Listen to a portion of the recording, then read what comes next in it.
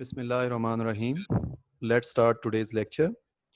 And the topic of today's lecture is nanotechnology and sustainable environment.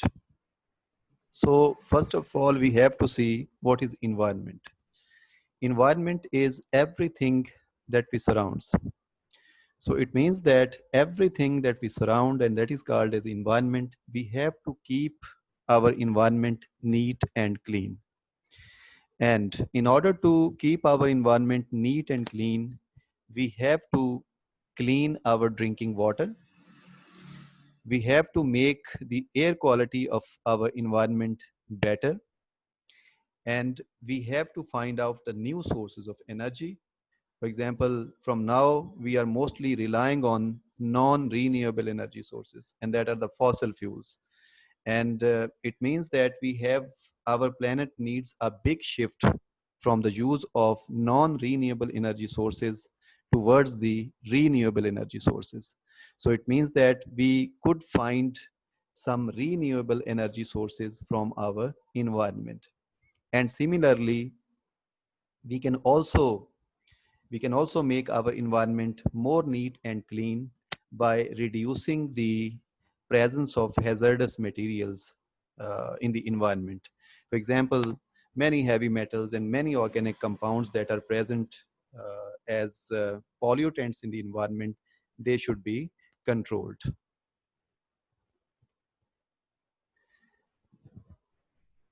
And today we are our lecture would be more focused on nanotechnology and water pollution. And we will today specifically discuss how we could remove various heavy metals from the wastewaters or contaminated waters.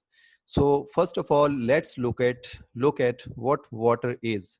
So water is a big gift of God. So without water, life cannot exist. So it means that if life cannot exist without water, we have to provide the clean water to all the people living on this planet. And but the current situation is uh, that many of the people, or in fact billions of people that are living on this planet, they do not have direct access to the clean water. So it means that billions of people of this planet are lacking the direct access to the clean water.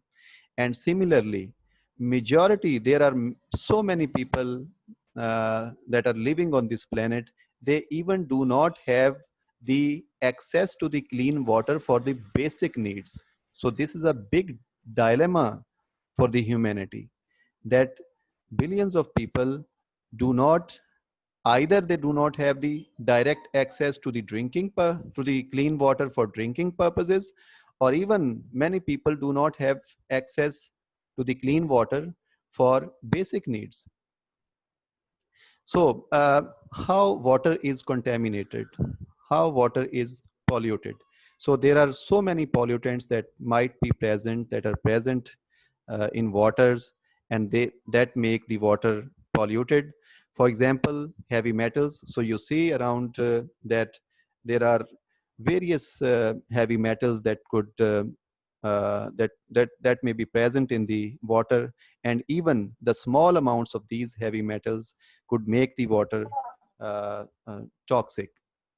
So how these heavy metals, where these heavy metals are coming from?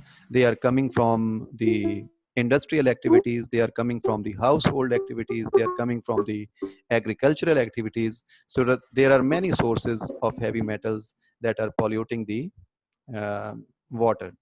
Similarly, many organic compounds are also polluting the uh, water. And uh, so as we belong to Faisalabad, so you see that textile industry is a major industry in Faisalabad, and this textile industry is using so many organic dyes for washing and dyeing purposes. And after the use of these organic dyes, the polluted water is directly discharged into the environment. So similarly, many industries They use many organic compounds for their benefits, and after the use, they directly discharge their wastes into the environment, and they ultimately pollute the water with organic compounds. And these industries might be textile industry, or the food industry, or the pharmaceutical industry, or the leather industry, and so many other industries are contributing to the pollution of the organic compounds in the water. Similarly, pathogens, water is also contaminated by the presence of pathogens. So you are well aware of the fact that many bacteria or many fungal pathogens or many viruses that would be present in the water, and that they make the water polluted. And when we drink this polluted water, uh, uh, animals and even the human beings, they face many diseases due to the presence of the pathogens in the polluted water. And similarly, sediments and littering is also the cause of water pollution. So here you see in this picture that we that how littering cause the water pollution. So you see that we use many items daily, and then after the use we just throw back and give back these items, these plastic items, bottles, or the microplastics. We give these pollutants back to the environment, and with the runoff with the water, they ultimately they are deposited into the big water bodies, and they cause the water pollution.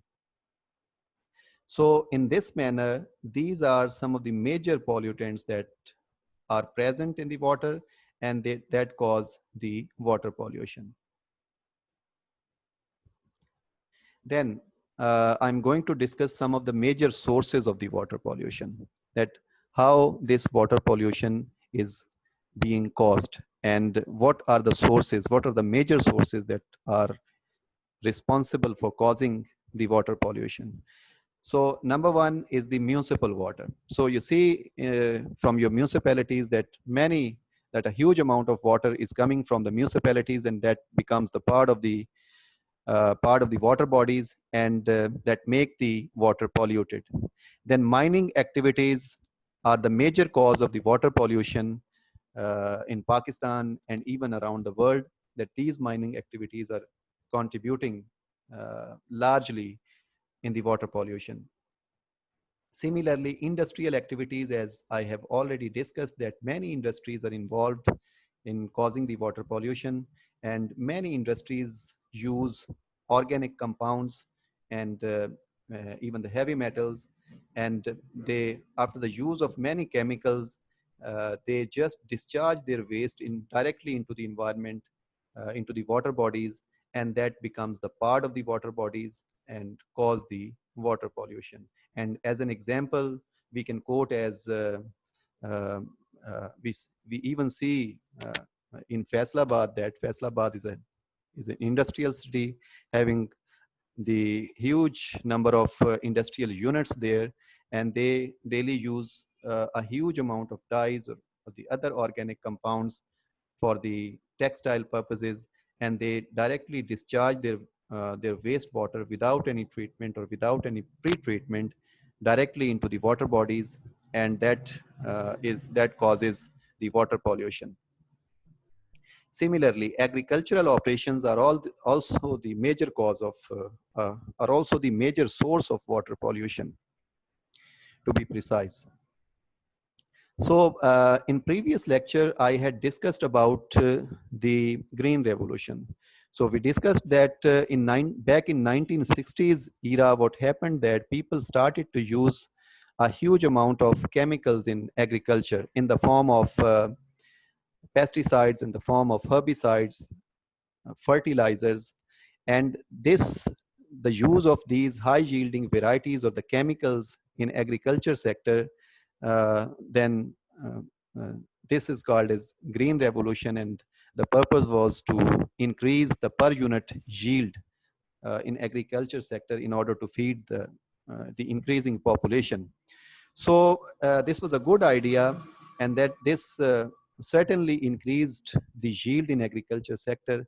But now currently what we realize that the the use of these chemicals in agriculture sector is of course beneficial in terms of increasing the yield, in terms of controlling the pathogens that are causing diseases in agriculture sector. But at the same time, what we see that these chemicals are also becoming the permanent part of our environment, and they are contaminating our environment. They are persisting not only on the food items and becoming the permanent part of our food chain, but also they are percolating down to the underground water, and they are polluting the underground water. And you also know that majority of our population, they directly pump out the underground water from the ground and use this water as drinking purposes. So it means that when we use this polluted water for drinking purposes, we are directly exposed to the use of the chemicals or the pathogens, uh, causing so many problems. So these were some of the sources of the water pollution. And today we are going to discuss how we could remove the heavy metals from the wastewater or from the contaminated water by using the various nanomaterials. How nanotechnology could have some solutions, how nanotechnology could give some methods in order to remove heavy metals from the polluted water. So first of all, I will discuss about the carbon-based nanomaterials. So if you could recall my lectures before the lockdown. So we have already discussed about the carbon-based nanomaterials in the form of carbon nanotubes, in terms of diamond or graphene. So we have discussed in detail that how and that what is the structure of these carbon nanomaterials, how the carbon atoms are arranged in these carbon nanomaterials, and uh, what are the properties of the carbon-based nanomaterials. So, so just to remember some of the properties of the carbon-based nanomaterials, that the carbon-based nanomaterials are mechanically strong. They have a mechanical strength. So this is the property that contribute towards various applications of the carbon-based nanomaterials. Then another thing is their elasticity. So not only they are mechanically strong, but also they are elastic, and that is an additional advantage to the applications of these carbon-based nanomaterials. Another property is their electrical conductivity. And this property of electrical conductivity, they are the very good conductors of electricity. So this makes them to be used in many electrical devices. So they have a many application in many electrical devices.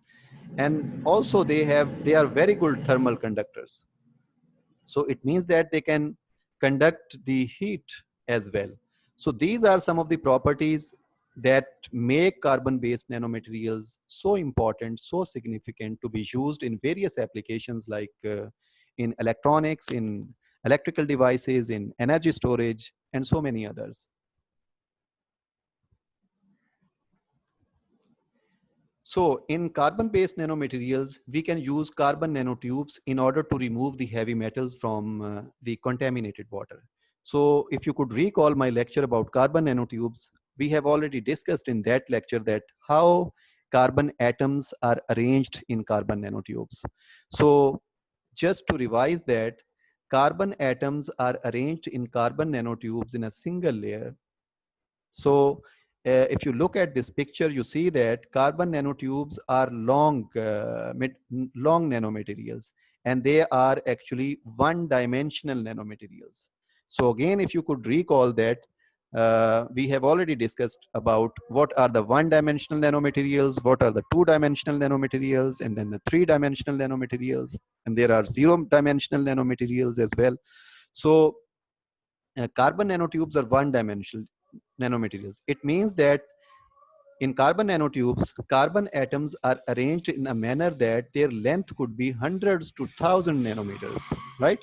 So their length could be out of the nanometer scale. This is why they are called as one-dimensional nanomaterials. Their length could be out of the nanometer scale. So, but again, their other dimensions are within the nanometer scale. So this is why they are called as one-dimensional nanomaterials. So carbon nanomaterial tubes could be the single-walled carbon nanotubes, and they could be the multi-walled carbon nanotubes. So they have very good properties. They are very good. They could be used efficiently in order to remove the heavy metals from contaminated water, and because they could be used as they could absorb the heavy metals on their surfaces, and they are very good adsorbents, and heavy metals could be absorbed. And this adsorption capacity of the carbon nanotubes is due to their large surface area as well as the functional groups that are attached to the carbon nanotubes. So it means that surface area as well as the functional groups attached to the carbon nanotubes, they could contribute largely towards the adsorption capacity of the carbon nanotubes in order to remove the heavy metals from the wastewaters. At the same time, when we use carbon nanotubes as adsorbents in order to remove the heavy metals, they certainly have some drawbacks as well. For example, they have a high cost, and this high cost makes them difficult to be commercialized. So it means that they are not commercialized as yet due to their high cost. They are efficient. They are efficient as absorbent, but they have a high cost. And in the same manner, they can cause a secondary pollution, right? Because they are difficult to remove from the wastewaters. So when we use carbon nanotubes to remove heavy metals from wastewaters, so what happens that the heavy metals are actually the primary pollution, right? So in order to remove the primary pollution, if we were unable to remove the carbon nanotubes after the treatment, then they could cause the secondary pollution. So these are the drawbacks of using the carbon nanotubes. Then at second number, there are graphene nanomaterials. So graphene nanomaterials are very important in terms of removing the heavy metals from the wastewaters. So again, if you could recall the structure of the graphene, you see that graphene is actually a sheet of carbon atoms that are arranged in a hexagonal lattice. So you see here, this is a sheet. So graphene sheet is actually a two-dimensional nanomaterial. So two-dimensional nanomaterials are those nanomaterials whose two dimensions are outside the nanometer scale, but still their remaining dimension, one dimension, is still under the nanometer scale. So they are two-dimensional nanomaterials. And once we use the graphene as nanomaterials to remove the heavy metals from the wastewaters, they are very good adsorbents of the heavy metals due to their huge surface area. They have an extended surface area, so they could bind the heavy metals and remove them out of the wastewater or the contaminated water. And we could also attach some functional groups with the graphene sheets in order to increase their efficiency of adsorption of heavy metals in the wastewaters. Similarly to the carbon nanotubes, graphene also has some drawbacks. And what are those drawbacks? Again, they are difficult to be used as commercial products because of their high cost. So high cost make them difficult to be used as commercial products. And similar to the carbon nanotubes, the graphene could also cause the secondary pollution. So it means that they are also the secondary pollutants. So uh, in order to remove the heavy metals, which are the primary pollutants, if we could not remove the graphene sheets out of the contaminated water, they could cause the secondary pollution. Then number 3, silica-based nanoparticles. So silica-based nanoparticles are very significant, very important in terms of removing the heavy metals from contaminated waters because they are non-toxic. Their non-toxicity is very important. So non-toxicity contributes towards the removal of heavy metal. And another property is the large surface area. So huge surface area makes them adds adds another property to them to be used as good adsorbents, for the heavy metal removal from the wastewaters. So another thing is that we can increase the magnetic properties of the silica based nanoparticles.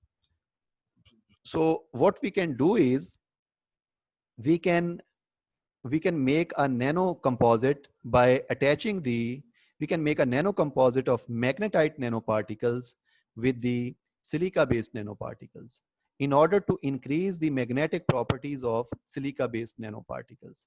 So once the magnetic properties of the silica based nanoparticles is increased, it means that there are greater chances of attaching the heavy metals with them in order to remove them from the wastewater. And another advantage would be the removal of these silica based nanoparticles or nanocomposites from wastewaters by using a high power magnet. So it means that the secondary pollution could be managed or could be tackled by using a high power magnet. So we can remove the primary pollutants, heavy metals, and we can also remove the silica based nanocomposites out of the uh, polluted water. Then lastly, we can use zero valent nanoparticles. So amongst the zero valent nanoparticles, we can use iron nanoparticles, zinc nanoparticles, silver nanoparticles in order to remove the heavy metals from the wastewaters. So you see here, it means that we would use metal in order to remove the metal. हम metal से metal को निकालने की कोशिश कर रहे हैं. So we can use zero valent metal nanoparticles or even the metal oxide nanoparticles in order to remove the heavy metals from wastewater. How heavy metals could be removed? These zero valent metal nanoparticles have some mechanisms to remove the heavy metals. For example, they could serve as the adsorbents. They could absorb the heavy metals and remove them out of the wastewater. And due to the presence of the functional groups on the zero valent metal nanoparticle, they can also reduce the heavy metals and precipitate them. So it means that we can also absorb the heavy metals and then reduce and precipitate the heavy metals out of the wastewater. In this way, wastewater could be treated. So thank you so much. This is all about my today's lecture about nanotechnology and sustainable environment. And we specifically discussed how nanomaterials and which nanomaterials could be used in order to remove the heavy metals from the contaminated or wastewater. So thank you so much. If you have any question, you can ask.